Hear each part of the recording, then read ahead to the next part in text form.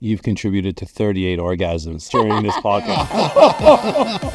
Girls Get Off. They sort of normalise female pleasure, a highbrow way of saying you sell sex toys. We hit $1 million in our first year and we only had one product. This, for a lot of people, can already be kind of intimidating. No one's actually marketing these toys in a way that every other product is marketed towards women. Forget about your product shot. What's actually going to make someone stop scrolling, have a look, have a laugh, and even better, share it with someone?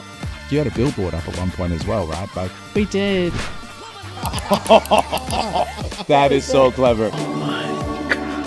I'm in my job. I feel like I've got the potential. What advice would you have for that younger version of you sitting there right now and listening to this pod? Oh, 39. One just happened. Girls are Another one that James did not contribute to.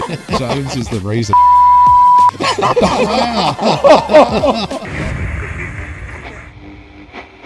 What is up, guys? Welcome to this awesome episode of Unemployable. You are going to absolutely love this discussion with Viv Conway, who is the co-founder of GirlsGetOff. This is an website that sells toys, pleasure toys for women, but super tastefully. It's a really fun discussion. It's not just laughter, although there is lots of laughter in here.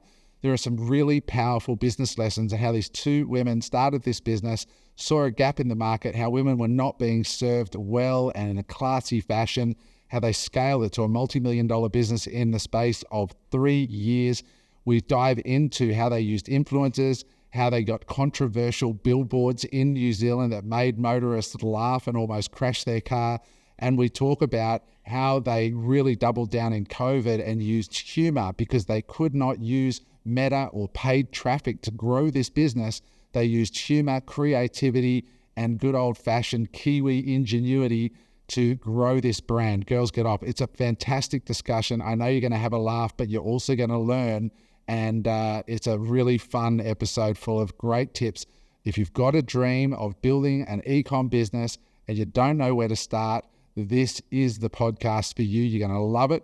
Make sure that you like and subscribe, and most importantly, drop a comment. Please drop a comment, because I know Viv's going to read the comments. We're going to read the comments, and we want to know what you think of the episode, what we can do to ask better questions. So get involved in the community down below in the comments section. We'll see you soon. Here's a fun fact about our show. We put a ton of effort into making these podcasts for you. The one thing that we would love for you to do if you actually get value out of the pod is just hit that subscribe button. By doing that, it helps us get better guests on the show because they can see that we have a bigger audience. So if you're enjoying the content, just hit the subscribe button below, and then throughout the podcast, drop a comment so that we know that we're hitting the mark or how we can improve. Thanks for watching. Enjoy the episode. What is up, everybody? Welcome back to this very exciting episode of Unemployable. Today, we have a very special guest that I know you guys are going to love. This is definitely going to be a very different podcast because, you know, the three of us are basically children, and this is going to be hilarious. Plus, these two are total degenerates. So today's content matter is definitely going to fit in. We have Viv Conway in the studio with us. Welcome to the pod. How you doing? Thank you so much for having me. I'm so happy to be here. It's so good. You came up from Sydney this morning. Yeah? I did. Yeah, well, I came last night and stayed over in the GC. Yeah. Nice to have you here, and obviously a Kiwi native originally. Yeah. The jokes are going to be thick and fast today, guys. Did you just say thick and fast, Adam? No, I did, and we are off and running. So for those of you who don't know who Viv is, Viv runs a company called Girls Get Off, and they sell, they sort of normalise female pleasure, is a sort of a highbrow way of saying you sell sex toys and accessories for mostly females. For women, yeah. For women, awesome. We love your website, by the way. We're going to dive into it. Your branding's beautiful.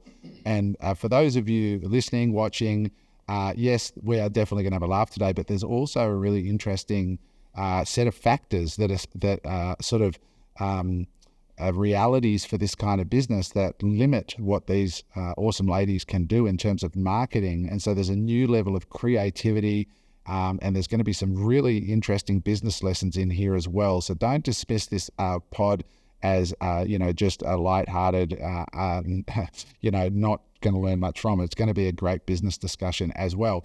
With that being said, I want to just take a moment and introduce our my two co-anchors. The reason I'm doing this, guys, is because The pod is growing so quickly at the moment. Last week, we had about 150,000 plays of our content just on YouTube.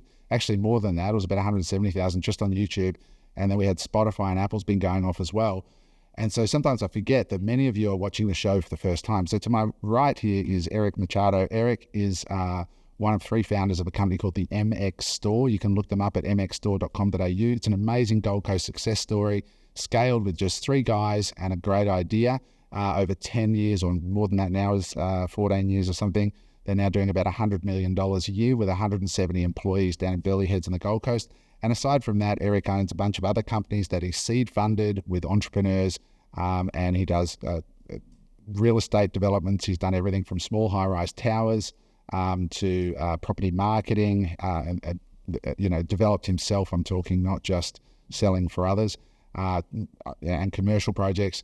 And then over here we have James, and James, as the founder of a company called Telescope, they acquire small and medium-sized businesses that are usually distressed or a bargain, and they come in, they put management in place, operational efficiencies, and turn those businesses around with a view to holding them for the long term or flipping them for profit. And he's been a very good friend of mine for a couple of decades now. And most of you know me, but if you don't, my name's Adam. I spent time in Los Angeles, built an animation company, sold it, built a fairly decent Amazon business, then came back to Australia and started teaching people to sell products on Amazon. We scaled that business to $75 million. And then I've done a whole bunch of other stuff, invested in a bunch of real estate, and I've owned a whole bunch of other companies. So basically, we're 3 guys. The podcast for us is something that we do around our businesses. It's not our central business at this stage. And so I think that makes the pod kind of unique because we're actually entrepreneurs still in the trenches doing this stuff right alongside you. So with that said, James, how are you, mate? How are you feeling? Mate, I'm good. I'm fresh as the days, ready for this session. It's going to be, as you said, a little bit left to center, a little bit saucy. So it's going to be, I think, probably the person who's going to learn the most out of this might be Eric. First shots fired. How are you, Eric? I'm good. I'm excited. Yeah, it's an interesting topic, one that interests me quite a bit, actually. So thanks, James. And I noticed you're shaking a little. Is that because you're nervous or something else going on? No, I don't have those underwear on today. But Yet. I just want to say thank you for contributing to your orgasm-o-meter. It says 1,040,064 orgasms donated. Wow. So well done. I love that on your website. You count the orgasms of your customers. The rest of us count reviews.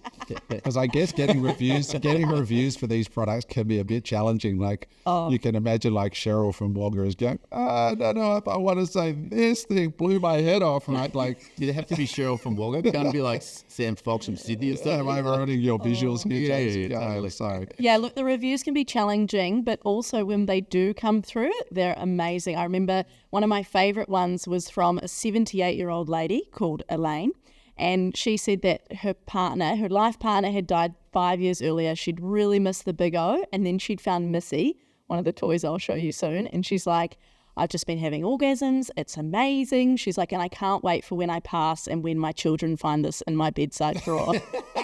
That's amazing. We were like, this is great. Go, Elaine. This is good. love it. Yeah. That's just so refreshing, isn't it? Yeah. Because it's been such a taboo thing, and you're helping women to just really embrace this. And this has been a battle that's been going on for decades. So can't wait to dive into it. Before we do, I just want to thank our sponsors, Early Bird AI.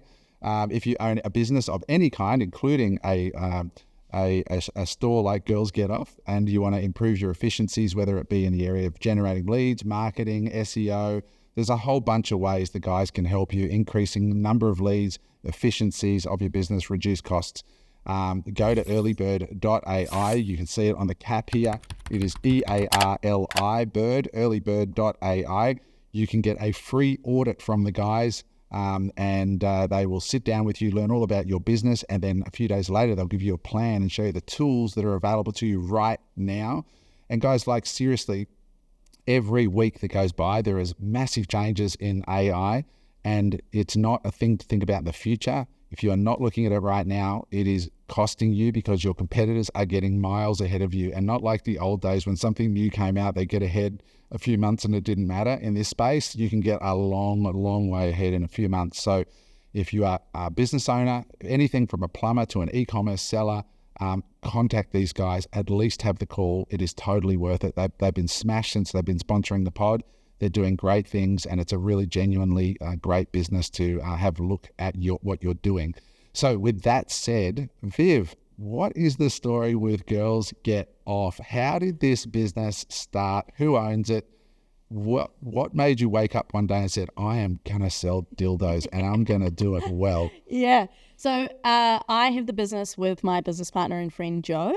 We actually knew that we wanted to go into business together, and we'd been looking at a lot of different options. We knew each other from our previous businesses, and we'd been looking at a lot of different things, and it was lockdown. We were having a few socially distanced drinks on her driveway, and she said, why don't we start selling sex toys? She's like, they're trending right now. People are talking about them, but the only reason people are buying the toys that they're buying is because their friends have told them about it, or they've seen a viral review. You know, they've seen something on Amazon or some radio station has talked about it.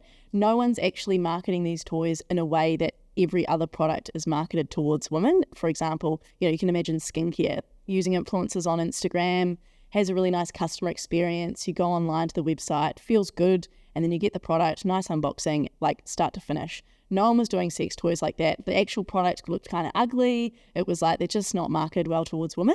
And on top of that, when we went and did some research, your options to actually buy the toy, if you decided, okay, I'm going to do it, I'm going to go, you know, dip my toes in, was you had to go to the weird shop down the road. The one down the road from us had like a back entrance. You walked straight into a sex swing, a little bit overwhelming for if you're new to the game.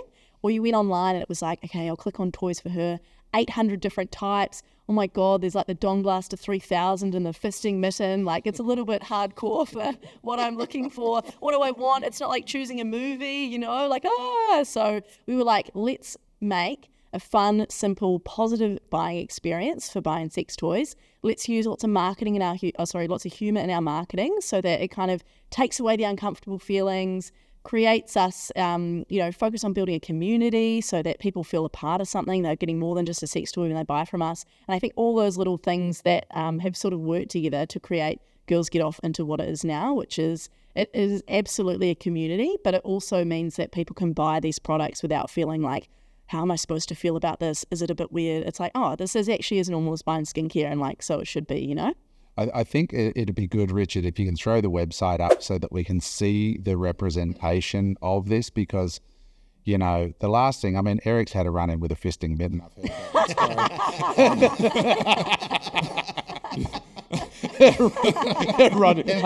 Hey, And we're not talking about Fight HQs with the mittens either. listen, I fell on it, okay? You fell on it. Of course you did. That's never been heard in the ER wards around the world before. And look, I'm not here to yuck your yum, Eric. I'm just saying that, you know, when we're just trying to dip our toes in, for the majority of people, it's like we need this to feel like normalised. If you take anything away from today's call, watch out for the fisting mitten. Richard, can you bring it back to the original page that you're on? Yeah, it's when you. Yeah, because when I'm looking at that, why do you sell microphones? Yeah. Well, actually, there's an interesting story behind this toy. So we actually just released Wanda, and the shape of it is like a microphone or a massager. And so this toy just vibrates, and I've got her here now, I can show you. But this toy is actually still one of the top selling shapes of vibrator purely because of the exposure this toy got in Sex and the City. So because it's so hard to sell, like market sex toys, people still buy this because they recognize the shape from, like, I don't know, 2001 or something. Yeah. It's pretty wild. I saw a stand-up comic in LA when I was living there do a bit on this, and the original one actually came with a power cord. Yeah, it did. It was made by Hitachi. And she got up and she said, girls, Hitachi make earth-moving equipment and large trucks and one vibrator.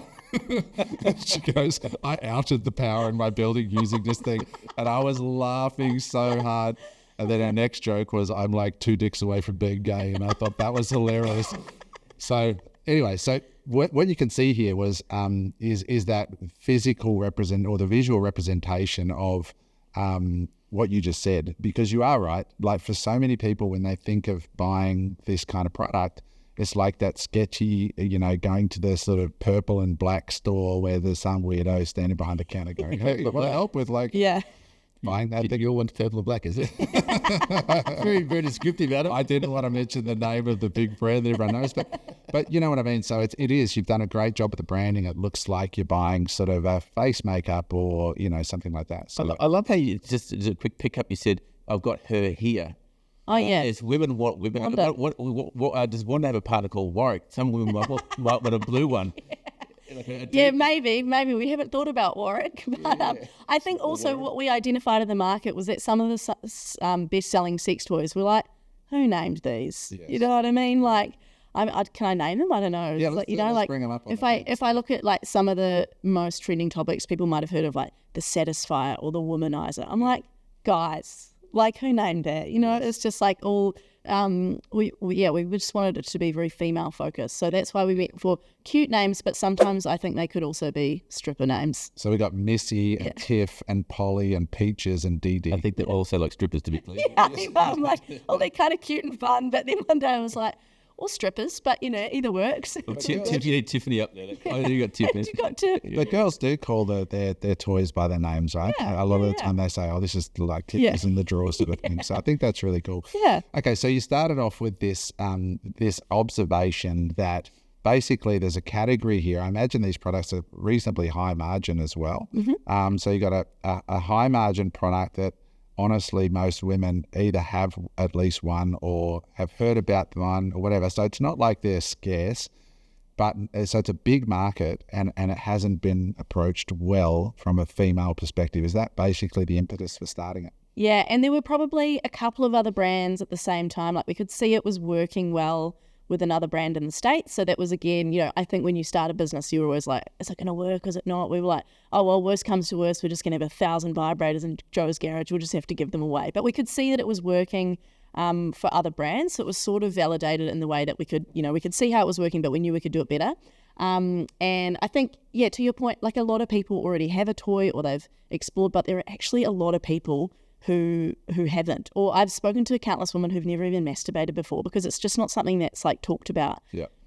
And for some people, it's like dirty and all that sort of stuff. So I think there's this whole community opportunity to sort of empower, because I suppose, if you actually introduce women to that and they do experience masturbation, all those things for the first time, you're going to have a fan for life, like a real campaigner, which is fantastic. So in 3 years, where have you scaled to? How big is the business today? So we're just under 2 mil now revenue. That's amazing. And you haven't got a lot of products. No, we actually did. We hit 1 mil in our first year and we only had one product. Right. So you've gone from 1 million to 2 million in like 2 or 3 years. That's amazing. All right. So what did you do when you first started? So the two of you are having a drink in the driveway. You decide, we're going to do this. What's the first steps for somebody? Okay. We did some product testing. Of course, bought up large at the local shop. That was pretty funny. We did, we went and looked for suppliers, and I think you guys will be very well versed in, often your first supplier is not the one. We got lots of these random toys. We're like, oh God, we're not selling that squirrel looking thing, or, that looks like it's too cheap. So we did a lot of trial and error with that. Was this Alibaba, by the way? Alibaba, yeah. Yeah, so you just went to Alibaba, you looked it up. Alibaba either did buying requests or actually just searched up different products and inquired that way.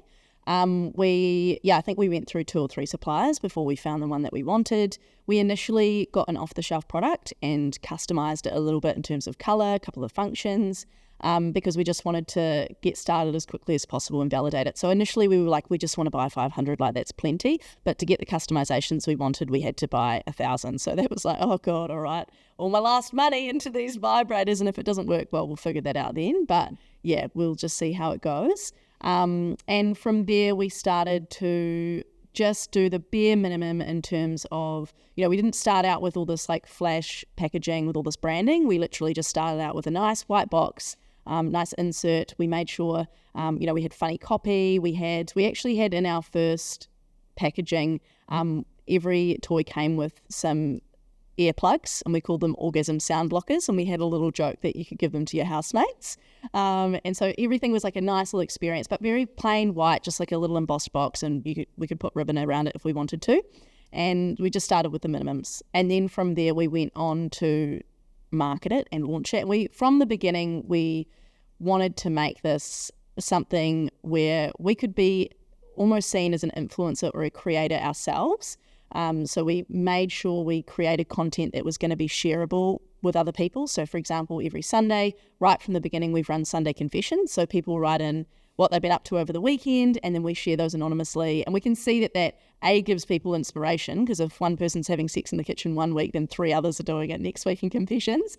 But also it's like a talking point, so people are sharing that with their friends, going, oh my God, look at this. Like, they're not going to share like the anatomy of a vulva with their mates, but they'll share something that they think's funny or interesting. And so that's pushed our brand out a lot. And we also went really gung-ho with influencers, but it was really tricky at the start. So for example, I think we reached out to like 70 people at the beginning.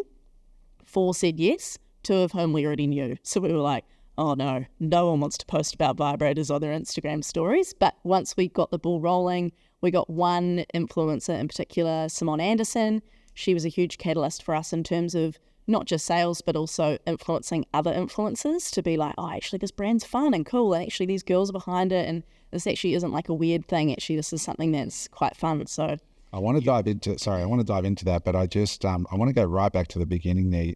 So when you said it's day one, you were posting this stuff, was it an Instagram account? Like, I'm imagining a young lady sitting there right now who's got a product, and she's like, I've got the product, I know where to get it, and I can get it, but what do I do on day one? Did you open an Instagram account? Is that where you were posting, or what were you doing there? Yeah, so we actually started the Instagram account maybe a month before we launched the brand.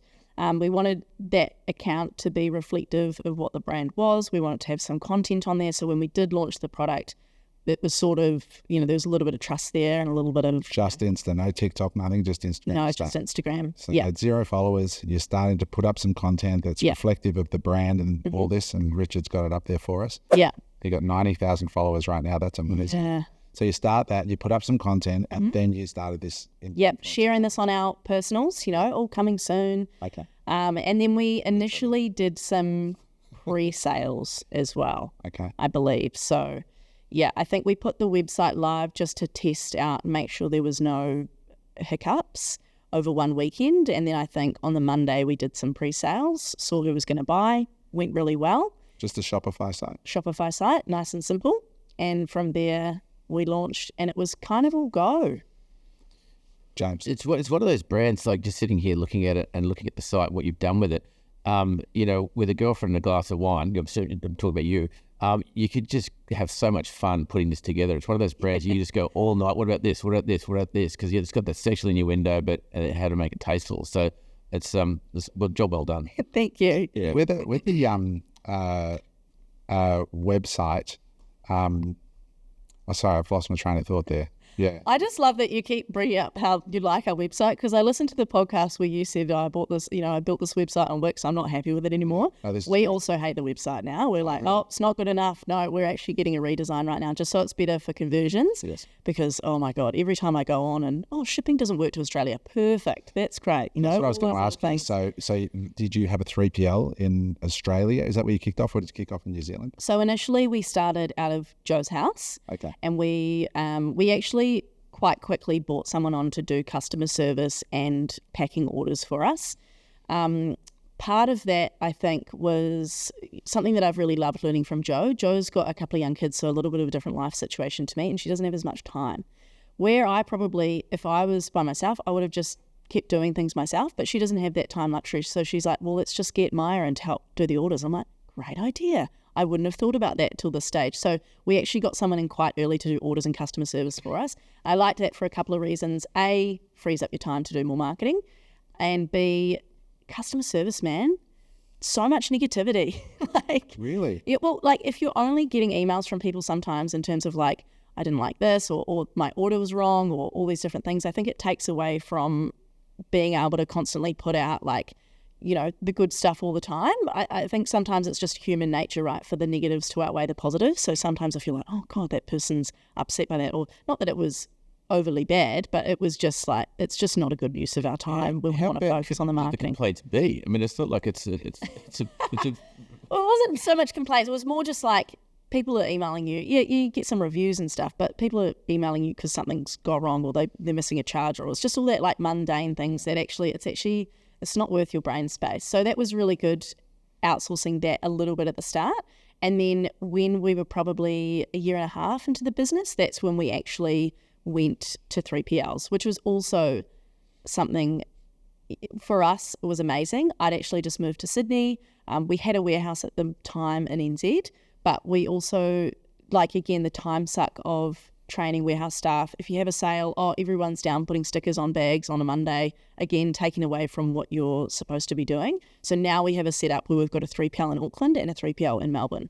So there's no paid advertising at the start. No. So you're just posting on Instagram, and you had your own personal networks that you drove there, and then organic posting on Instagram and hashtagging and stuff. Yeah. And how did the sales start at the beginning? Like, what were the sort of, was it 1 and then 10? Like, how quickly did it grow doing that? It was really interesting. I think from having, I've had another e-commerce business before, and it's like, e-commerce is a hustle, you don't really work for your sales. And we put the website live on a Friday just to test things. And we'd obviously already posted about the business, and we'd done these teasers, and we had the Instagram account up. And I remember we put the website live and we got 2 sales. I was like, what is going on? I'm like checking them. I'm like, Joe, did you just put these through as test orders? Like, who are these people? And we were like, no, they're actual sales, like from the people we'd obviously teased to, and we didn't know them.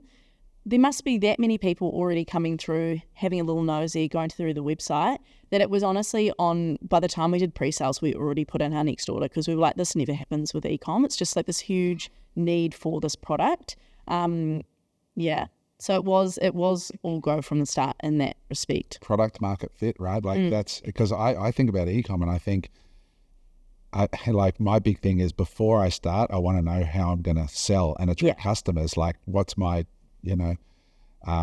plan? And then when you take out, because you can't advertise on Meta's within Meta terms of service, right? Yeah. And we've had our Instagram account shut down before, which was also very stressful, 24 hours. So we have, I think at the beginning we were like, oh, let's just give it a go anyway. We'll see how long we last. I think we lasted a day, like it just instantly got shut down.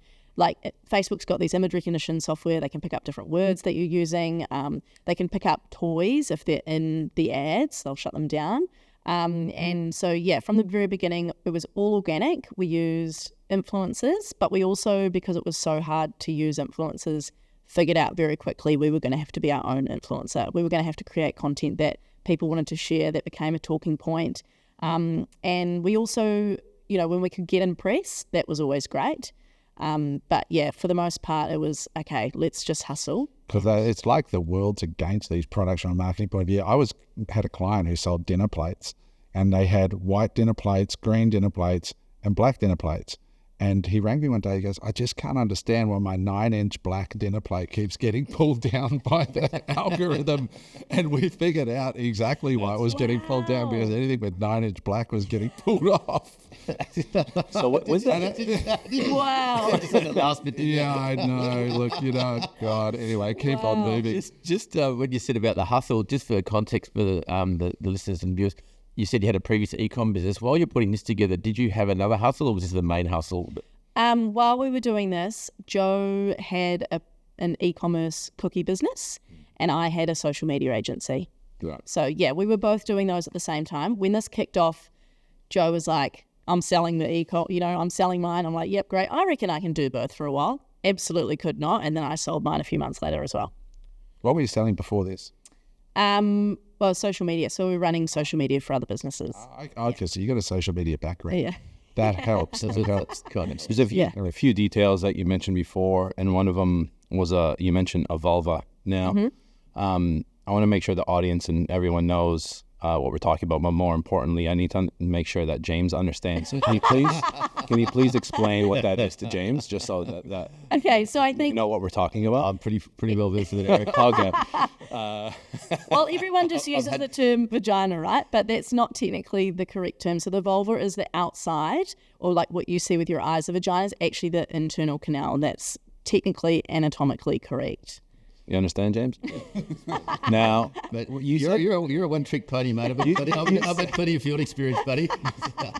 you said that you guys had to become your own influencers, and you had to create your own content. How did you know what content to make and what was going to work? I think at the time we just sex sells, so we're lucky in that respect. It's pretty attention grabbing, and it's also, I think it still is, but particularly at that time, it's a lot easier to be different. Like, I think in our minds, we're just like, how can we be as attention seeking as possible? You know, and if you start from that place, it's like, forget about your product shots unless you're doing a product launch. Like, what's actually going to make someone stop scrolling, have a look, have a laugh, and even better, share it with someone or tag someone or, you know, get something going, and then where they want to also engage. So we started doing, you know, stories online where it's just like quizzes or questions or, you know, things where people could vote, and not a lot of people were doing that at the time. I think you see that a lot of that now.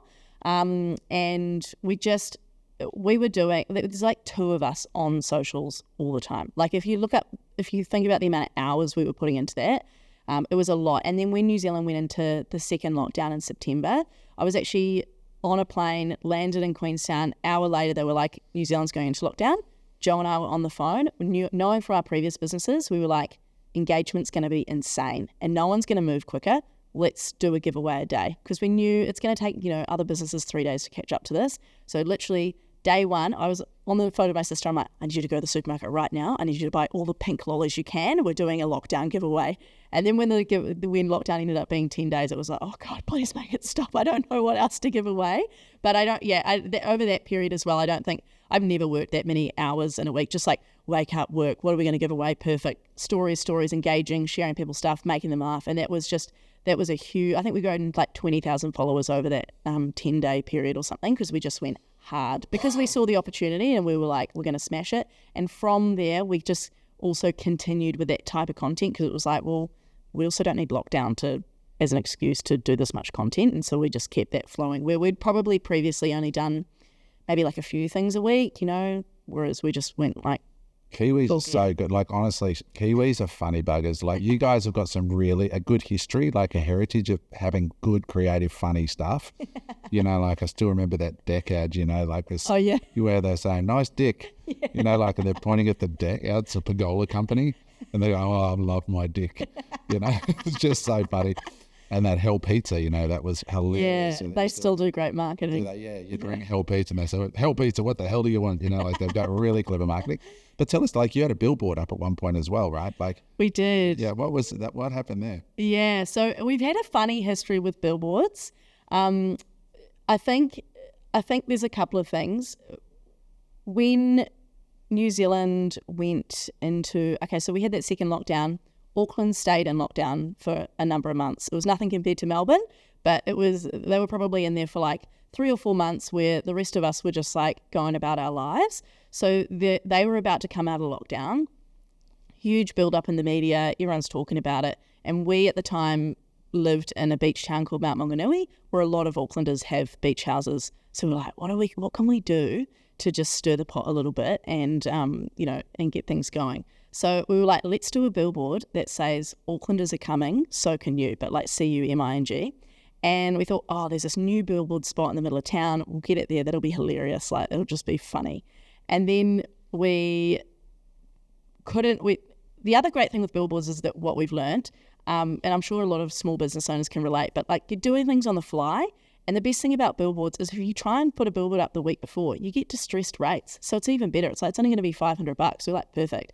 And the thing was, though, that the buyer said, look, I'm really sorry, you can't have that location. The landowner's too conservative and that's a no-go. But I found you a new site. It's on the state highway. And turns out that guy used to sell sex toys. So he says, do whatever you want. Perfect. So we had Aucklanders are coming, so can you. The day that billboard was up, there was a line of traffic like I've never seen before at like 2 p.m. And the billboard's just there. It was just amazing. And it's we actually now it looks yeah. So how much did that billboard cost you? $500. It was a digital one. For how long? Well, I think it was like 1 of 6 or something, but that was for the whole week. Oh my God. And then the next week we had Christmas is coming, so can you, because it was the week before Christmas. We also got we actually got some complaints for that billboard, but that's okay. You know, that's great. Then we got an article about it and we just thought, it's all over Google here. It's all over Google. PR. It doesn't matter negative or positive. Did you get much actual traffic, website traffic from it? That was actually the only time where I've seen us actually get sales from a billboard. We obviously got more from the press article. Normally a billboard's just like a bit of a laugh. And we also, because we've got such a community, when we did get the complaints and, they had the press article saying some people want this racy billboard taken down, then we just did a digital version of a fake billboard and we said, Karen will give you something to moan about. And that was just like... That is so clever. That was just like, for the audience, they just loved that. So it was just a bit of fun and it's all good. And like, look, it wasn't by a school. So yeah, it was happy days. Because all the kids would go, Mummy, they've spelt the billboard wrong. I know, it was so funny. Meanwhile, Bobby's just sent a note to self. Taking a picture. Yes, yeah. Yeah. And is this another one of yours? Count orgasms. Count orgasms, not calories. Yeah, that was another one. We actually did put that one up for real in Auckland, but that's the fake version. We might have just put up on stories because it looked better. That's terrific. So we've had quite a number of them. So you've basically, you've entered a market where you don't have at your disposal paid traffic really as a thing. So is it really been Instagram and that creativity around your Instagram that has been the primary driver of your business? 100%. And I think it's like a double-edged sword, right? It's great in the way that someone can't just enter the market and outspend us. Correct. Because they can't do it. So it's great in that respect. It's also great because it forces us to be more creative. And look, if we, I don't think if we had been able to leverage paid media from the start, we would have, there's no way we would have put this much effort in. And whether we would have been able to build such a community around that because of the effort we were putting in on socials, I don't know. But then I guess it's also hard in the way of being a business owner. You get a staff problem or you have to sort out, I need to implement this new software, all these other random things, and all of a sudden like, I haven't done stories in 10 days. And no wonder the sales are down. So there's it is a double-edged sword, but it does, it works for us for now, and we're just always figuring out different ways that we can get people to our website. But everyone's got pros and cons, right? Like every business has their struggles. Everybody should look at that Instagram because there's so much creativity on there. Like seriously, what is it? It's Girls Get Off. Girls Get Off, that's it. Yeah, just go to Instagram, check it out because it is a really interesting, well done page. Eric, you were going to say? So how many posts or stories are you doing a day on average? So we've been a bit lazy lately. We try and do stories every day. And we try and do stories every day. And we also, we don't do as many posts as we used to. We do, see that was yesterday. And then we do reels when we can. We've actually just decided to change up our content strategy a little bit. The humour's been working really well, but we're just testing another couple of things at the moment in terms of shorter content, value-based, just to see how different things are working. Just because, I think the biggest, for me, I think the biggest advantage in terms of marketing and how we've learned to do it is just being observant, what's working for other people, how can I apply that to our business? Be as attention seeking as possible, but also who are the accounts that are actually growing right now? What are they doing? And a lot of them are, value based, short content. In this space, or are you looking more broadly? I always look broadly, because I think sometimes you can take things from different industries which work quite well. So we'll just see. But obviously, our short content that we've been doing, we've just launched this 30-day sex challenge. And you can see some of those thumbnails there. I've tried to pick the worst photos of myself because that's more attention seeking. And then there I am in the bar. So, Oh my God, that's going to make Cherie Barber or something. It's got that same sort of pissed out about it. Yeah, that's going to make you stop scrolling. Or there's Joe in the supermarket peeling a banana. So it's all whatever we can do for a little click. Yeah. So this is all e-com, direct to consumer. Is it your approach you with all this exposure now to go put them through sex shops or a B2B model? Yeah, we do have some retailers, and that's something that we're working on at the moment because it's just, it's always better to have more than one, not all eggs in one basket. So it's something that we're working on at the moment. We actually sell probably just as many toys through pharmacies as we do sex toy stores. I think part of that is because, if women can speak to other women in store and feel casual and safe, that's great. But also I think bank statements, people are scared to, even though when they buy from us it's discreet and it just says GGO, I think people would rather buy from Zoom Pharmacy than have GGO or something It's interesting. interesting on their bank statement. Just jot that down, Eric. Yeah. I wonder if it helps. Does it help with the flu as well? It'll shake it out of you. Yeah. So you have you would do email marketing as well now to your list, right? Yeah.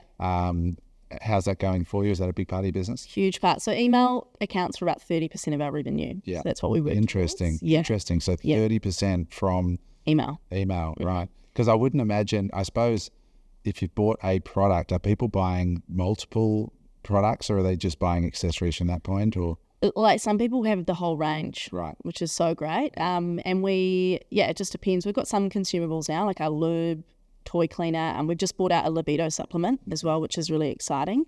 So it just depends. When it's so much nicer now to have some of those consumables now that we can sell over and over again. Yes, Eric, they make it in strawberry for you, mate. Are they like strawberry? how often are you sending emails? Maybe a couple of times a week. Okay, twice a week. Yeah. We have a great agency that actually does it for us. Okay. They probably don't have any space, but it's Brindley King. She's actually based out of the Goldie as well. Brinley King. So Brinley King. She's a gun. So she writes the copy in the They do everything for brand us. voice. Yep. What days of the week do you know they send? Is there like a time that works best, or I'm sure they do, but yeah, we just have full trust in them. They're just the best. if you want to find this out, guys, go and opt into their marketing. Yeah. That's the best way to learn this stuff, right? Yeah. Is to see what they're doing. Do you also have, like a gift collector? What's the split between male and female? I know it's a very female-centric website, but you often have men buying a gift card for a girlfriend or for a female friend as well. Yeah, 100%. One of the things when we started this business, we were like, okay, who do we want to be? What do we want the brand to look like?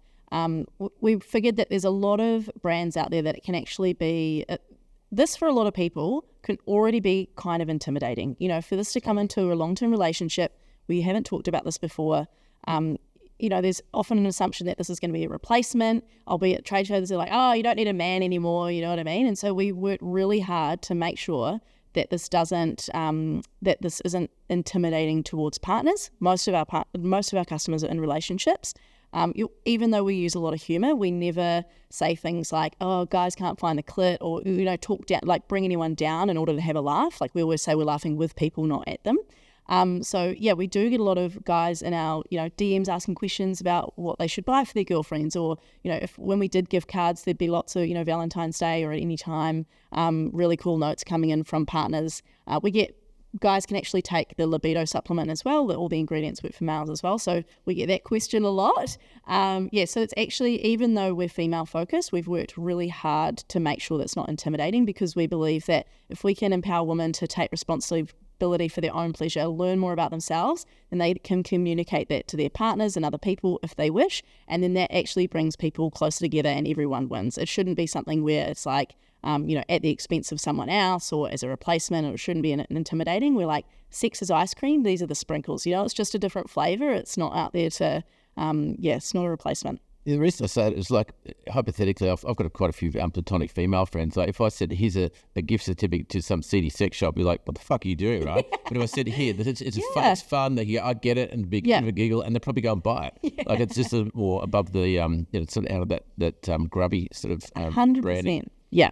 It's super feminine. It's beautifully branded, and it's a great discussion to have. It's wonderful. So, what are the plans with it? Like, what are you doing with it now? Like, and how many staff? How many staff do you have? Like, who's on the team to execute at this point at a $2 million business? Yeah, so we've had an interesting ride with staff, like every other business. I think at the beginning we were like, yeah, this is going great. You do year one, you're like super profitable because there's only 3 of you there and you're just doing everything. And then you go, let's bring on more people. We're going to do, we want to do some YouTube. We want to do some of this. We want to do some of that.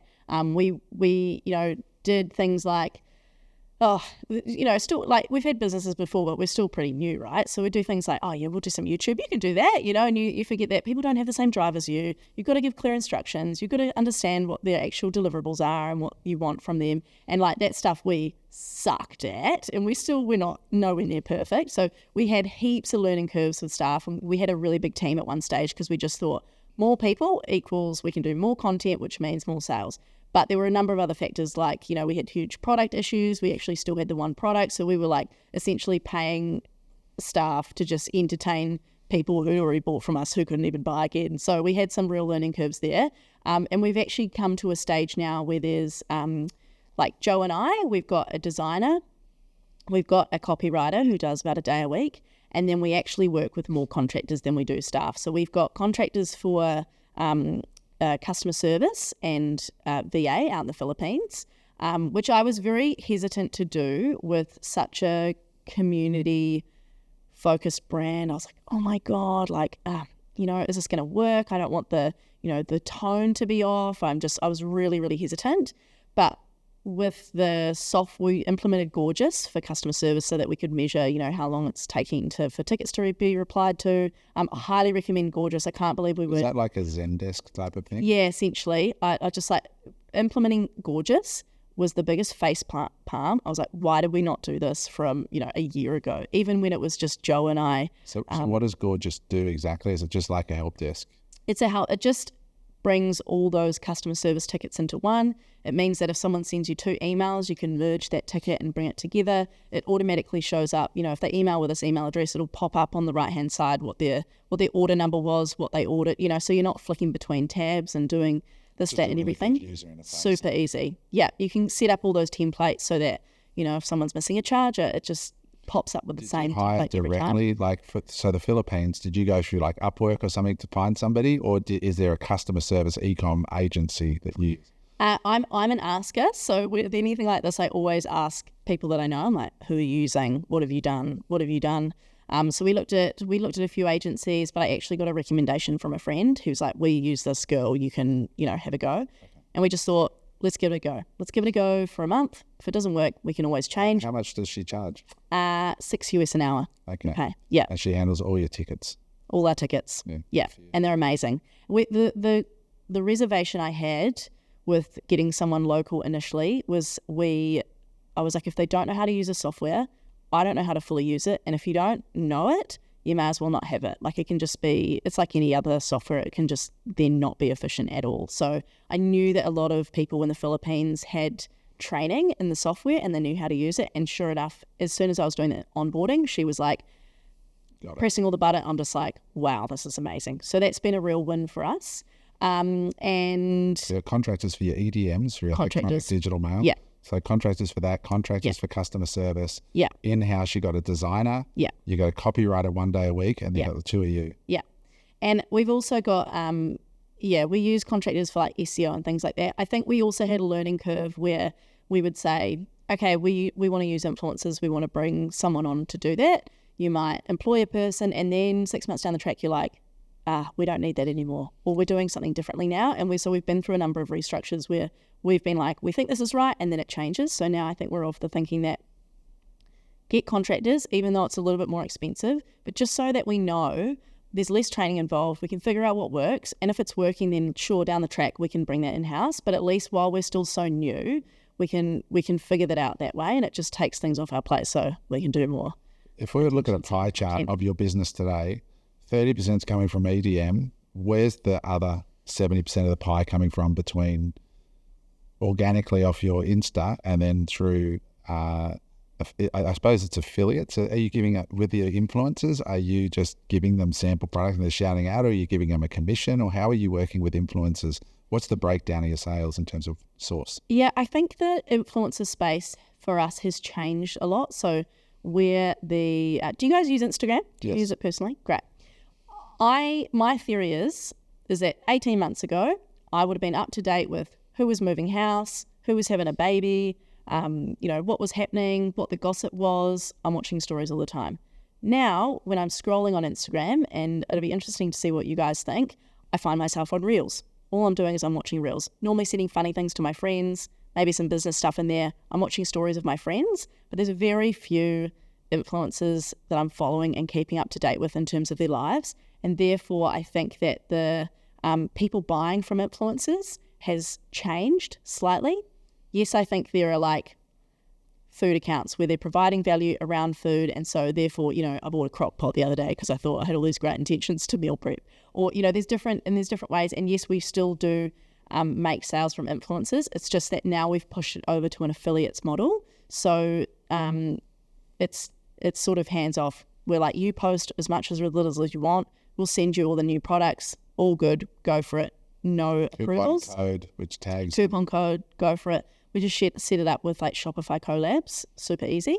But we don't do as many, if any, paid posts anymore. So what is Shopify collabs? So Shopify collabs actually allows anyone to sign up as an affiliate, which means they can pass on, we've got it set up so they can pass on a 10% discount to their followers, their friends, whoever they want, and they get a 10% kickback. That gets automatically paid to them via PayPal every 30 days or something. So is it like a marketplace of offers? Is that right? Or well, anyone can sign up. So like on our website, if you scroll down to the footer, it'll say become an affiliate. So yeah, anyone can just sign up. So it's okay. So it's a plug-in for an affiliate to just self-sign up and go ahead and do it. Yeah. Okay. So most of it's still coming off organically onto your Instagram, and then you've got some affiliate traffic. Yeah, and then we try and and affiliates is like a very small chunk of what we do. So that's important because a lot of people get excited about the idea of affiliates and they spend all this time working with affiliates, and it's hard reaching out. It's a lot of conversations, and especially with a product like this, I'm imagining, right? So but then you realize at the end of the day, what is it, 10% of your business? Yeah, probably. If we have a product launch, it'd be more. Yeah. But a vast majority is from us. From these. Yeah. If we can get press, great. Press is always great for us. I don't know what your experiences have been, but press is always awesome for us. It's just it's the power of someone else talking about your brand, right? It's so much more powerful. And you said SEO. I mean, that's a slow burn, right? But because you don't have paid, I'm assuming you don't paid on Google either, right? It's all organic. We actually can do search on Google, but we can't do shopping-ish. We can do. We actually can do. They've still banned us. They're not letting us do shopping at all for any of our products right now. We're just having a little bit of conversations with them, but yeah. So it's mostly. How's search go? Search is all good. What are we doing from search? Yeah, maybe search would be another 10-15%. I mean, that increases when we get press, but like people are searching for it anyway, so it's a little bit of a tricky one, isn't it? If it's based on brand terms. Right. It's honestly the majority is us hustling on socials. Yeah. And what works for us the most, and I know a lot of other e-com business owners, is just face behind the brand. Like I know not everyone wants to do that, but it is genuinely the lowest hanging fruit.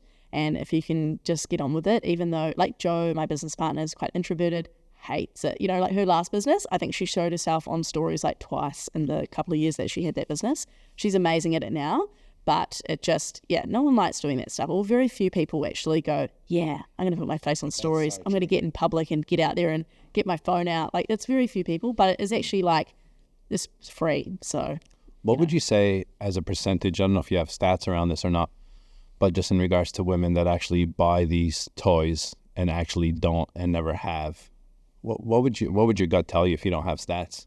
Yeah. The majority, when we've done polls on our stories, the majority of our audience has had toys before, or they've tried something. But a lot of the people, like I have a lot of conversations, or have had a lot of conversations in person when I talk to people at trade shows or at events, or even in the DMs, and there is still a huge amount of people who, for whatever reason, whether it be life experiences, the sex education they got growing up, what family they came from, is that a lot of them haven't tried them before, have been given them by a partner and have been too freaked out.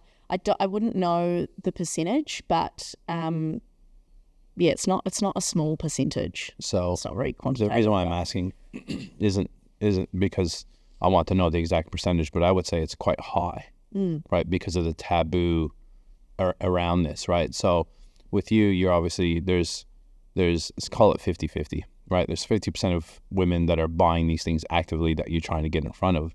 But then there's another 50% of women that, need this as an example, right, in their life, that need to be educated. So how are you guys trying to overcome that part of the business and trying to create a new target market with educating these people? Because I think it's an education process for some people. Mm-hmm. It's funny that you say that, because I actually now I'm remembering conversations I've had, and I have multiple throughout the day when I'm at a trade show, and they go, I've never had one before, and I go, you're my favorite kind of customer, because I know I'm going to blow your mind. So I reckon it honestly probably would be close to like 30-40% of people who are like, I've actually never tried one before.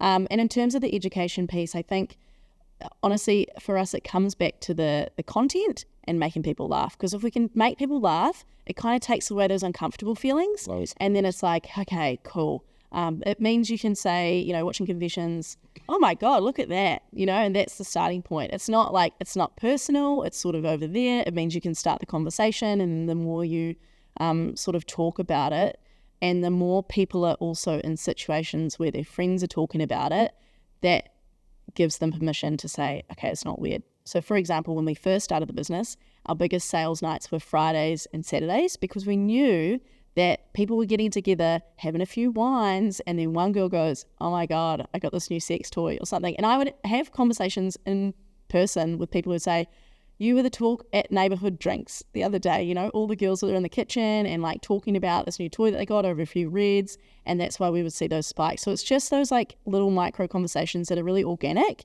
that make people go, okay, all right, maybe it's not so weird. With the sorry, just not to jump too far off the education piece, but obviously Instagram, and with targeted search, it's Australia and New Zealand. I mean, Instagram, you'd have a global audience. Are you shipping to the US, or you have plans for the US? Yeah, the US is on our radar at the moment. We have 3 separate websites. So we've got New Zealand, Australia, and then rest of world. Yeah.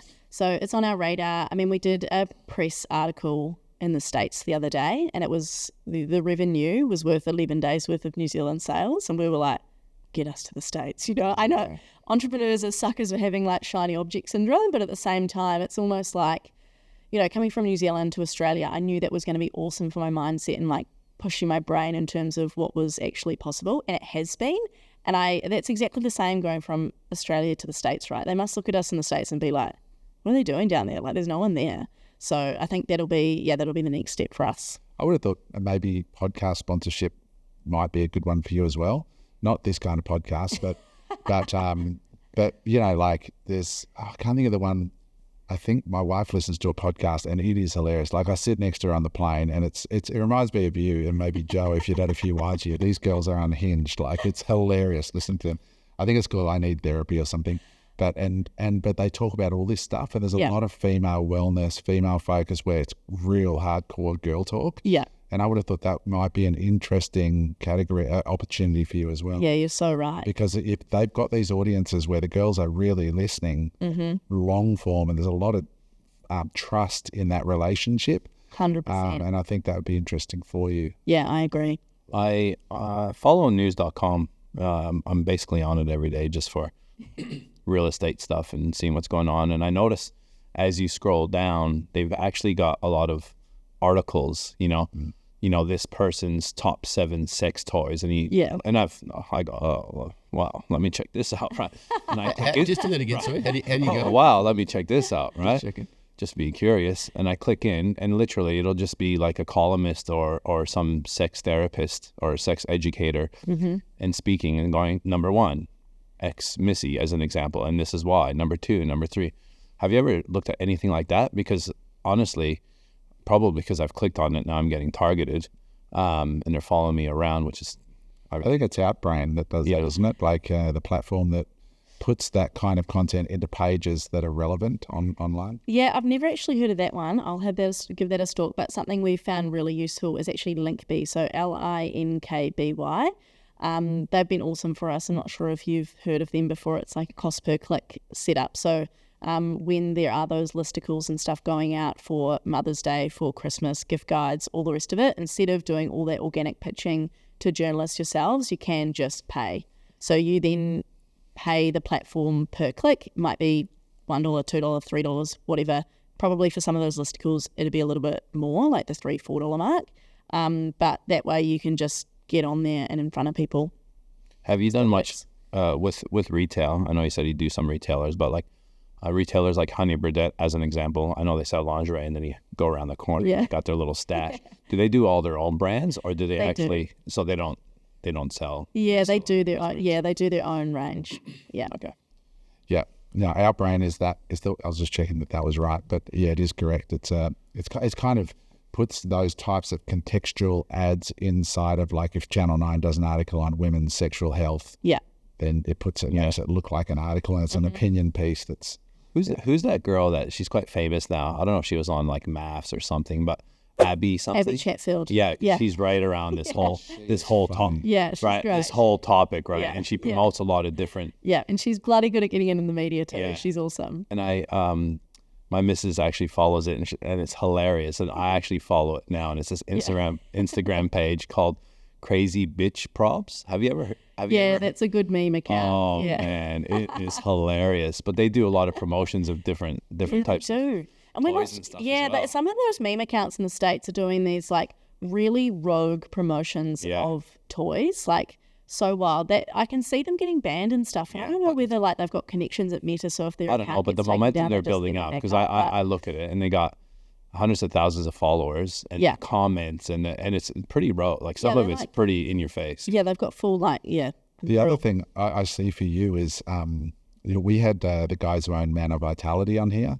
So MANNA. If you haven't watched that pod of ours, watch it, especially the second half, because those guys launched a Shilajit supplement, which is black rock sap from the Himalayas. Right. And they're at 1.2 million US a month now after a year. Amazing. And it's all in the US. And a big part of their strategy was going on pods. And with your personality and this kind of subject matter, I think you being on pods, being interviewed like this is also a really smart move for you. Yeah, I think so too. Getting to bigger audiences, because this de-weirds it as well. Like having real conversations, and again, they're hearing you and seeing you and go, this girl's so cool. Like she's not weird. Yeah, this chick's awesome. Like, I'd love to have a wine with her and I'll buy a vibrator off it because I like her. It's not weird. And I think that would be because that's how they started. They went to Austin, Texas. They got on some really big pods. And then it just went boom. And I could really see that working well for you. Yeah, if you look at the context, like you got 69,000 followers, but I mean, like the pod last week, 120,000 eyeballs in a week. So I mean, I don't know what this will get, probably 45, 50,000 eyeballs. So if you go and do 10 pods, it's 500,000 eyeballs. That's so and especially if they're women's, female centric, and women's health's massive, right? Yeah. So I mean, you could get some eyeballs real fast. Getting you on with Abby Chatfield would be fun. Get a few vulvas and eyeballs at the same time. So let's talk about just changing gears now. I want to talk, unless you guys think of anything else strategically around the business, I'm just interested how you found your journey as being an entrepreneur and a female entrepreneur, because I noticed in the notes with our producer, Perry, saying that you have struggled with some challenges of entrepreneurship and, like, how have you found that side of it, Yeah, I mean, it's been a great, look, I started my first business when I was at uni. It must have been like 2012 or 2015. And look, going from then, where I genuinely didn't know anyone in business. I knew my uncle and my friend's dad, and I'd go around and be like, hey, Kiri, what do you think?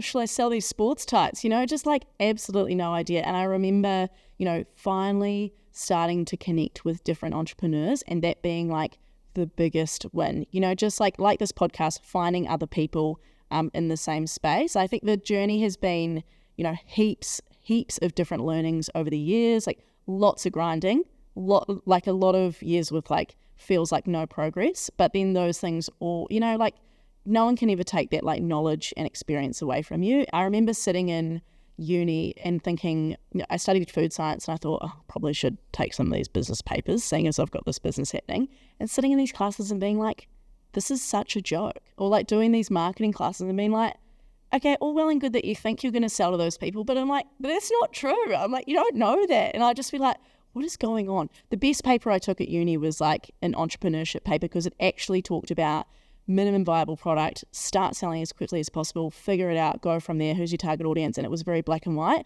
But I found a lot of other stuff, and I still do. If it's too fluffy, I'm like, the biggest part of business I think I've realized is just hang in there, get the grit, get good people around you, and just solve problems, just figure out how to solve them. I think the biggest challenge for me still is the stress that comes with it. Or I'd be interested to know from you guys what your stress management looks like. For me now, it looks like, I can tell that I'm stressed. I can talk about things very candidly and often make light of things, or go, it's all good in the moment. But if I start waking up at 2 and 3 o'clock in the morning, I go, okay, I know that this is a bigger deal than I'm making it out to be. And I know for me, having gone through lots of different phases of I'm too busy, I can't exercise, getting so burnt out and tired that I'm like, how did I ever go to the gym? To now being really strict around exercise, huge for me. Got to be in the morning, got to be up and doing something. Otherwise, it's just like it can be a domino effect for the rest of the day. Making sure I'm also doing like hard things out of work, like hard physical things for me are important. So I've got another marathon coming up in September. That'll be great.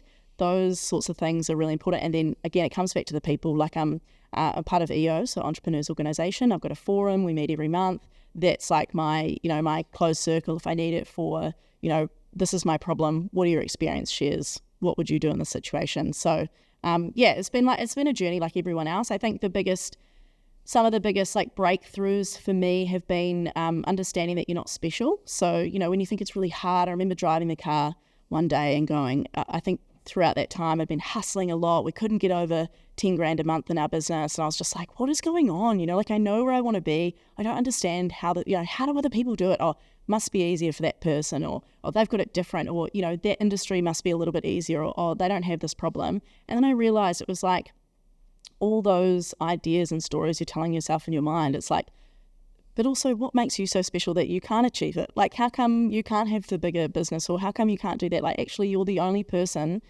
you're not so different, you're not so special. So forget about all of that and just go forth and like create your own possibilities. That's probably been really good. And I've also been applying that to the stress thing recently. I've been pretty good this year because I just decided that there's never going to be no stress. Like often it's just for a redirection, or what a privilege to be this stressed and be in the situation where you're always growing. It's also not going to go away. You're just going to get bigger problems. That's how this works. So yeah, and again, like you're not special. Like you're not the only person who like wakes up at 3 a.m. sometimes. Like that's what you signed up for. So just like figure out how to deal with it. It's a little bit tangents there, but it's been a journey. But it's the same for everyone. Yeah, I think you said a lot there. That's there, but a lot of truth. Yeah, because I think people these days seem to think that everything comes in a listicle or a morning routine is going to solve all their problems. When you're really in business, somebody asked me the other day, "How you doing?" I said, "I'm actually enjoying a period of balance, which is really rare. Like in my 30 years in business, I've rarely had a time where I could say, I think I'm working just about enough and I've got great time with my partner and different things." But that's been like a minority of my career. Majority of it, if you're trying to think that it's going to be balanced and that you're going to be able to somehow constantly keep to your exercise routine, you don't give yourself wiggle room. Like I can't go do my exercise day because I've got 2 pods this morning starting at 7:30, another one at 9:30. Yet there are times where things just don't work the way they're going to work. And I think you've sort of accepted, and I always say you just got to surrender to the process sometimes and give yourself a little bit of leeway and love. Yeah, and I like that word process as well, because I think there was also something in the back of my mind sometimes saying, when I get to that number, it'll be all good. Or like, oh yeah, once we get there, that'll be sweet. And you're just like putting these little levels on a pedestal, and then say you go past the million and you're like, well, nothing's changed. Like there's still, it's still the same problems, or we're still, going through these ups and downs. So that it was like, well, just enjoy it. Like I said, this is what you signed up for. Like just enjoy it. Book holidays. Don't think like, time and a place, but, don't feel like you've got to, really be in it, or that you're not allowed to relax because you should be working harder, or, that's been some things that I've learned. Do you have a go-to person for you to speak to? Like, do you have a partner, or do you have a good friend, or, maybe your business partner who you could be open and vulnerable with? Totally. I think I've got different people for different things. Good. Yeah. So I've got, obviously my business partner, amazing. I've got my EO forum, which are awesome. I've got, say, a mentor that I like if I've got a people problem, like I go and talk to Sophia, or if I've got sometimes if I don't know how to address a conversation or something, I go and talk to Tash. Like there's just like different people I go to for different stuff. And I'm also, on the flip side of that, I always make sure I go out of my way to help other people if they are also asking me stuff, because that's just how the world works, I think. Yeah, I think that's very important. That's very important for me. Yeah. It's communication and getting it out of your head. Yeah. It's just a relief for me, especially when, if you're dealing with anxiety or those anxious times where things aren't going your way, and you're just like, what the fuck? Yeah. You know? to actually open up, it's just like, it's a relief for Yeah. me. What do you guys do what do you do to deal with, do you get stressed? Will you wake up in the middle of the night, or you're laughing, James laughing? Been awake since midnight. Yeah. Have you really? Yeah. And how do you deal with that? Do you just accept it? Do you, just observe? What does it look like for you? Get up and get on with it. You just get up. You just got up at midnight. Tell her the truth. Perfect. Quarter past 12. Call it. Tell her Okay. the truth. I You get pull out, I get out you wandering. pull out Missy and Wanda. Missy and Wanda. A little bit of spray. A little bit of libido sauce, and get after it. No, but I mean, it's a serious question. I mean, I think for me, sometimes I've learned to sort of surrender. I like the word surrender, because sometimes I'll wake up and I'll roll over and I'll look at the bedside clock, and it's like I got to bed at 9 o'clock and I wake up at 12. Yeah, that's a bad sign. Yeah, I personally will go, okay, I've just got to persist here. I might get up and have a hot shower and then go back to bed. I find that helps. But sometimes I'll wake up at 3 in the morning and I feel, okay, I've slept for 5 hours here. I can feel my mind's kicking in, and I'll just surrender and go, all right, I'm up. Get to bed a bit earlier tonight or whatever. I try not to, because I think you can very easily, I used to have every monitoring device. I had the Whoop, and I had the Aura, and I had all this stuff. And you're just endlessly chasing metrics, and you're just like, you know what? At the end of the day, I'm going to eat well. I'm going to try and exercise as much as I can, and I'm going to be kind to myself and listen to my body. And sometimes I post when I'm about 4 a.m. on Instagram, and I say this is where I get my deep work done. And these days I get to bed early, and I'm often up quite early. But I think you just got to not freak out about not everything being perfect, because I think if you look inside a lot of these influencers' real lives, they've got body issues. You look inside their fridge, even though they're all ripped and it's full of sugar and shit, and like this.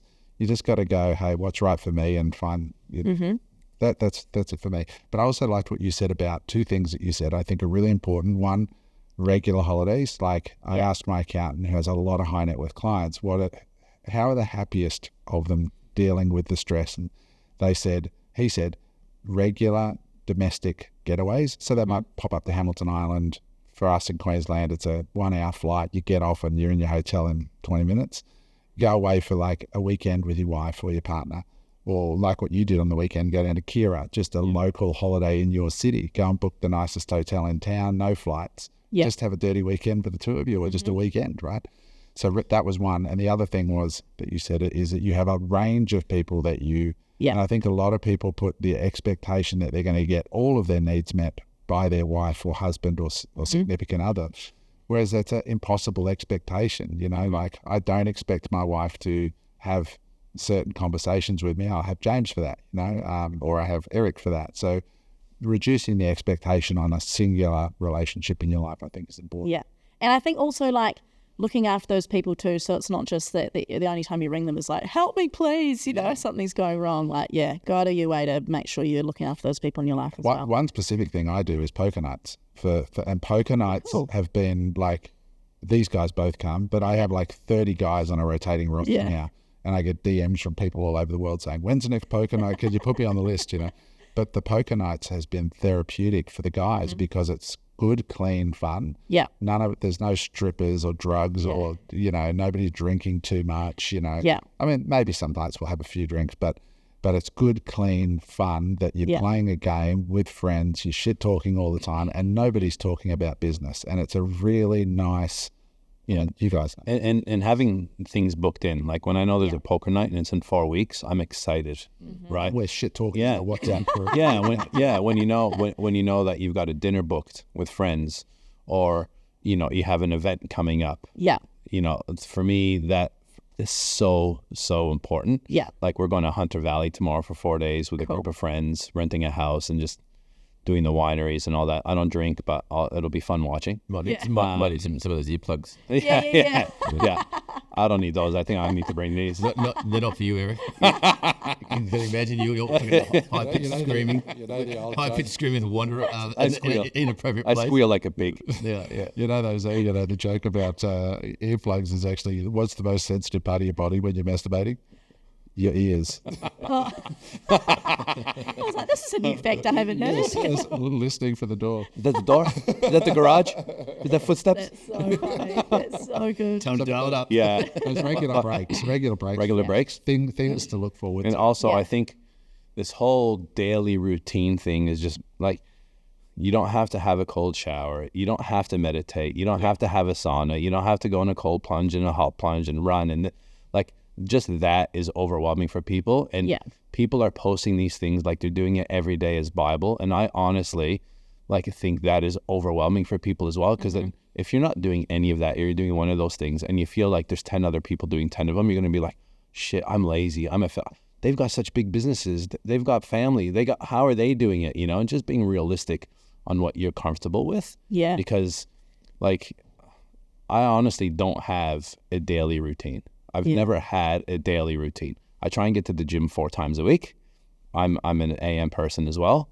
My missus just bought us this big red light panel, right? So I'm trying to get in front of that a few days a week, trying to put my feet on the grass, right, or on earth. My missus really pushes. Sounds like you put a morning routine all of a sudden. But it's not a morning routine, right? It's not like I wake up. Yeah, it's just a list of stuff that I'm like, you know what? I don't have it there. I don't check it off. I don't again, the whole metrics thing. It's like, it's great, but life right now feels like one big metric of comparing yourself to someone else on what you're earning or how big your business is or how many, I've done 5K run, you've only done a 3K run, or I've done the ice bath for 4 minutes, all these types of things. And I think it's very good to challenge yourself, but setting realistic expectations and not comparing yourself to others, because I've caught myself in the past, and I'm very good with that and understanding where I'm at, because I don't drink, I don't do drugs. My mind is very, very, very clear at all times, other than, stress at times. And with social media, right, it's very easy to get down that rabbit hole of comparing yourself to this fugazi. I call it the fugazi of social media, where you think everyone has a private plane and a Ferrari and a beautiful blonde girlfriend and, $100 million sitting in a bank account. And that's actually false, right? And it's fake. Like, there's now, when you start hearing of in LA, there's a private plane, right, that they've actually, it's not a plane anymore. They've cut it basically in half. And you can actually, but the way it's filmed is you can rent it for the day or you can rent it for a couple hours, and you could pretend like you got the red carpet and you're going in your private plane and you're sitting there to take photos and you haven't went anywhere. No, it's actually a whole facility. Like, this is a podcast and Smart studio. business. Yeah, Love that. so it's set up with bullshit settings that you can go in and take photos in a private jet. Next to your G-Wagon. All that crap. Yeah. Like, who drives a G-Wagon? I think honestly. What a wake up. I think the important part, when a lot of our listeners are people who are building their wealth, right? So they're in the thrust of building a small business. And it's important, I think, that the thing that I think is immovable is make sure that you and your partner are on the same page about why you're doing this, and understand that there are times where business does come first. Like, if you're got a challenge with, you've got 1,000 faulty products, that's a challenge that needs to be prioritized above an ice bath today. Like, it just has to be 100%. And then you've got your exercise and time together. And my wife and I, one hack we've found recently that's been great is we've started exercising together, which has been really nice. Like, so we join Pilates and we go together because we get the car ride together there. Then we have a coffee together afterwards, and it's nice just looking over and seeing her doing the same thing as me, and we've had that shared experience. And so, going to the gym maybe together with your partner, it's a really cool thing, because it's all the ancillary stuff around it that sort of kills the two birds with one stone. But yeah, I mean, it's interesting to hear. But I love your attitude and I love your vibe to it, and I can't wait to see where this goes. What parting words would you have for any entrepreneurs, but particularly young women, because we do get a lot of requests for ladies on the pod. You've just got such a positive, outgoing vibe, and what message would you have for a younger version of you that's sitting here listening to this guy? Man, I'm in my job. I hate my job. I feel like I've got the potential. They're going to look at your website right now and go, this is a really sexy, good-looking website. I've got an idea for something in me. It might be a collagen drink or something they want to do, what advice would you have for that younger version of you that's sitting there right now on a bus somewhere listening to this pod and is really pumped by what they've heard from you? I think hold on to the little slither of like, I believe this could be true, even though you've got all the voices saying you can't do it, or are you serious, or that's going to be really hard, or all those other, automatic things that will pop into your brain. And I think you just have to start doing it. And you might have all these, obstacles in terms of, I've got a 9 to 5, how am I going to fit this in? And if that's the journey for you, well, then that's just going to be the journey for you. And that's okay. You've just got to figure it out. Because it's just, the more I look around at, the friends that I've made and other entrepreneurs, it's like, you do have to be positive about it, because why otherwise would you start? But it also opens up so many opportunities for the best life ever. Sometimes I look around or look at my friends or what I'm doing and stuff, and I go, oh my goodness, when I read that first business book, that my mum gave to me, and I thought, wow, this is crazy. People run businesses like this, it's absolutely possible, and there's actually no reason it can't be. It's probably often just you standing in the way of what's possible, no one else. And you've got a great business partner too, right? And yeah. I think that is a good. So when I look at your journey, you've got a great business partner. Yeah. You speak highly of her, and that makes it a bit easier too, doesn't it? Waking up in the morning and you've got your number, your equal opposite. I don't have any businesses without business partners. Mm-hmm. And I love same. Yeah. So find a good partner. Yeah, somebody who has a similar vision, and then just go for it. Yeah, 100%. And there's always a solution, right? There's always a way. And look, the first thing you try might not quite be the thing, and just don't get sucked into the sunk cost fallacy. I've invested so much, I can't possibly change. Just figure it out, because eventually you'll get there. And no one, I can be very worried sometimes. I think a lot of the stress and worry sometimes comes from what if I lose it all? What if it doesn't work? It's well, what if it doesn't work? Then you're going to have to start again. No one can take away what you've learned. So nobody's going to die, right? No, no one's going to die. Yeah, exactly. Oh my gosh, that would be so stressful. Yeah. Viv, you've been an absolute joy on the show. Thank you for making the effort to come to the studio. We know it's not easy. You've come up from Sydney, so thank you for coming. And thank you for your time. It's been really fantastic to have you in here. And we love your website. We love what you're doing. Thank you. And we can't wait to see you crack into 8 figures and come back and tell us the story, Yeah, can't wait. Yeah. So you're going to be creating happy women and healthy women, which is wonderful. I love it. Thank you so much for having me on. This has just been so great. Thank you so much. If you're watching till this point, make sure you go and check out Girls Get Off, girlsgetoff.com.au. Go see their Instagram, follow, learn from these great ladies. And closing reminder for all of you, if you want to meet people like Viv and you want to get in a room with people like Viv who are building real businesses, following their dreams, the Unemployable live event is happening in October 19 and 20 at the Brisbane Convention Exhibition Centre. Tickets will be on sale shortly. Go to unemployable.com.au/events. Put your name on the early registration list so you'll get the email first. There is only 300 tickets to this event. It's going to be an amazing 2-day experience. You know how we operate these events. The last one we did had 2,500 people. It was a $2 million budget just to put on that one event. So we do it properly. This one's going to be no different, just a little bit smaller. But we are aiming to give everybody a rock star experience so that you walk out of there levitating with enthusiasm and new connections and new education. Eric, did you have something you wanted to say? You've contributed to 38 orgasms during this podcast. Because I actually wrote it down, and it was at 64. Now it's at 100. Oh, it's 39. Wow. One just happened. Girls are another one that James did not contribute to. Sorry, mate. There's been plenty I can do. I'm having to sit in the bench for half an hour, mate. It's good. James is the reason dildos exist.